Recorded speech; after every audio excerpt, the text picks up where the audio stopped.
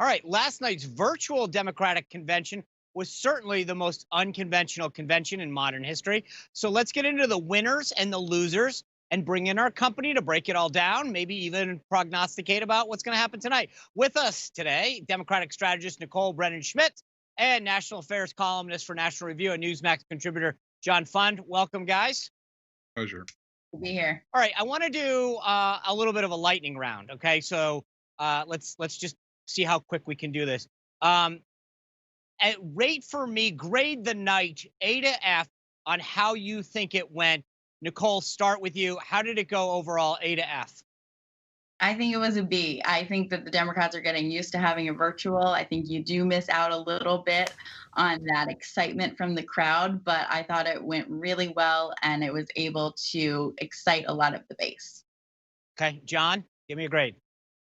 B for technical problems in the first hour, and A in the second hour because of Michelle Obama's speech. Oh, interesting. All right, Lindsay, what do you think? I'm actually going to give it a C overall. You know, I know what they were trying to do, and I think I said this earlier. They had their work cut out for them trying to make something virtual have some pizzazz. But I think overall, I would have to give it a C because I think it felt flat in some of those moments.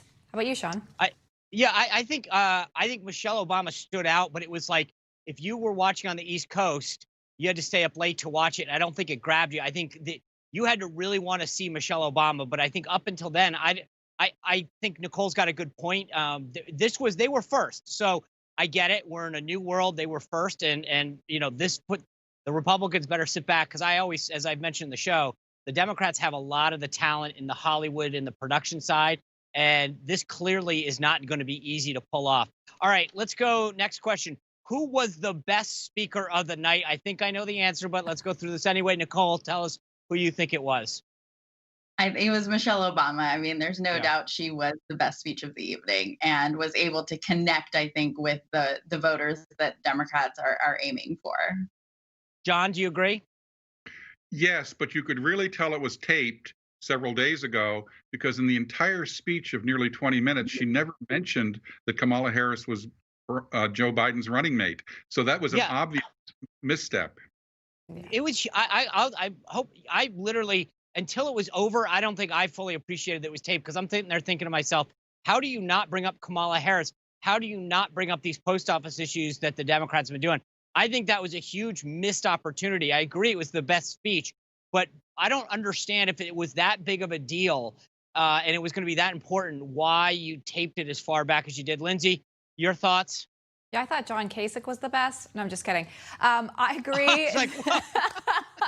I agree. Michelle Obama was definitely took the cake last night. She was compelling. I do think, to your point, she definitely missed the boat on talking about Kamala Harris, but her speech was compelling to the Democratic Party. It was emotional, and so she did well, rehearsed or not. You know, I think we expected this from her. She's a very garnered speaker, and she did well. John Fund, who was the biggest disappointment of the night? Well, I'd have to say, Governor Whitmer of Michigan was touted as perhaps the running mate for Joe Biden, who didn't quite make the cut. I think she gave an underwhelming performance. And even some of the liberal TV networks happened to mention, shall we say, her checkered record in fighting the coronavirus in Michigan. She let the virus into the nursing homes and thousands died. Nicole, what do you think? I think it was John Kasich. I thought that was, I understand what the Democrats were doing, trying to say we're a big party and with how much attention the Lincoln Project has received during this cycle. But I thought him going on and criticizing Democrats really missed the mark and didn't land where the Democrats were wanting that speech to do. Lindsay, what about you? Yeah, I actually agree with both of you. I think that John Kasich missed the boat because he tried to pose Biden as somebody that he's not, being this moderate, when Biden has said himself, I'll be the most progressive administration to this date. So he didn't even have his facts right. And then Gretchen Whitmer, she just seemed out of tune. She was actually at a podium. There were these flags behind her. It felt really traditional for the virtual elements that we saw through the rest of the programming. And I just felt like she looked flat. It wasn't her best performance. Yeah, I actually think that both John and Nicole make good big points. When Whitmer got up there to speak, I had the same impression that you did, John, which is I thought to myself, okay, she's going to knock it out of the park. This is somebody who was vetted, who has been highly touted. And I thought it kind of fell flat. Kasich, Nicole, 100% agree with you. I don't know what they were trying to do.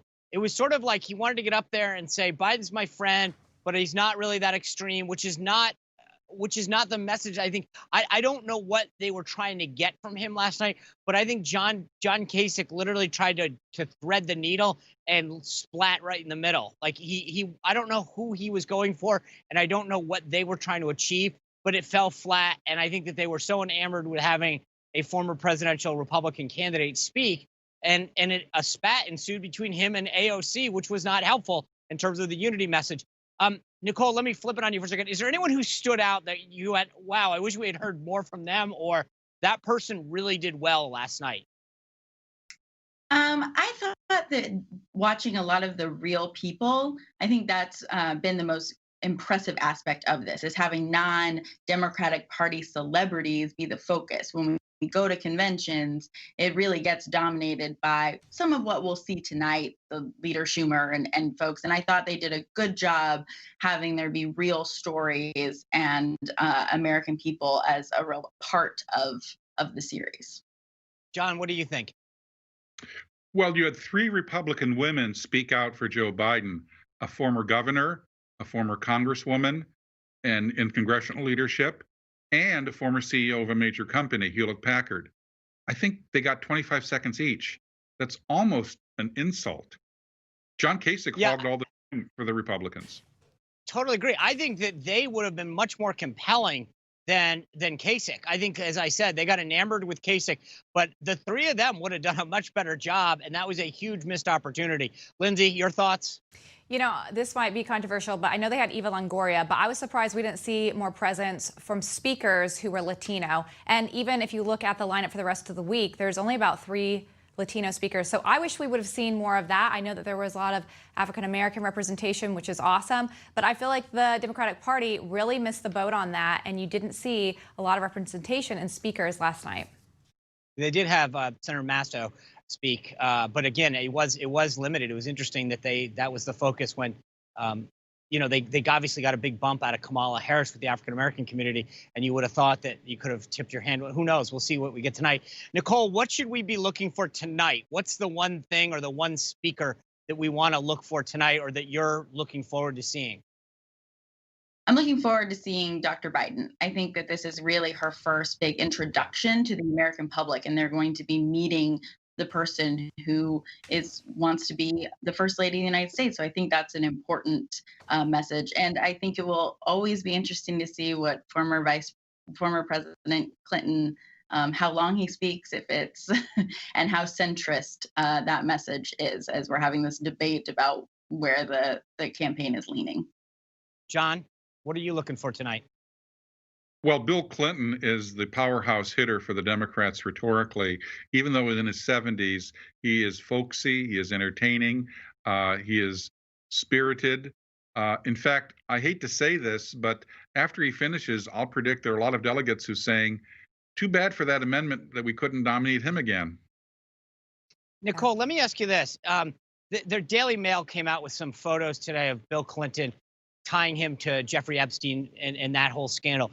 Is it a mistake to trot him out? Or as John said, is he that big of a deal that he'll fire up the base and people will be excited that they'll overlook some of these accusations?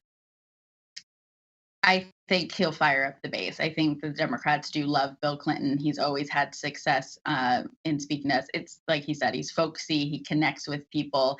And I think we've had a long history of overlooking some missteps of the former president.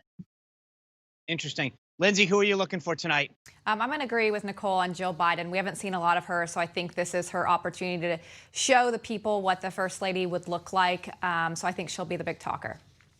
Yeah, I think Bill Clinton may steal the show, but I think people are going to be tuning in to see Dr. Biden and what she has to say because it's different. We've all seen Bill Clinton. We haven't seen much of Jill Biden in that stage. All right, this is great. We'll see how we did today and whether or not all these predictions came true.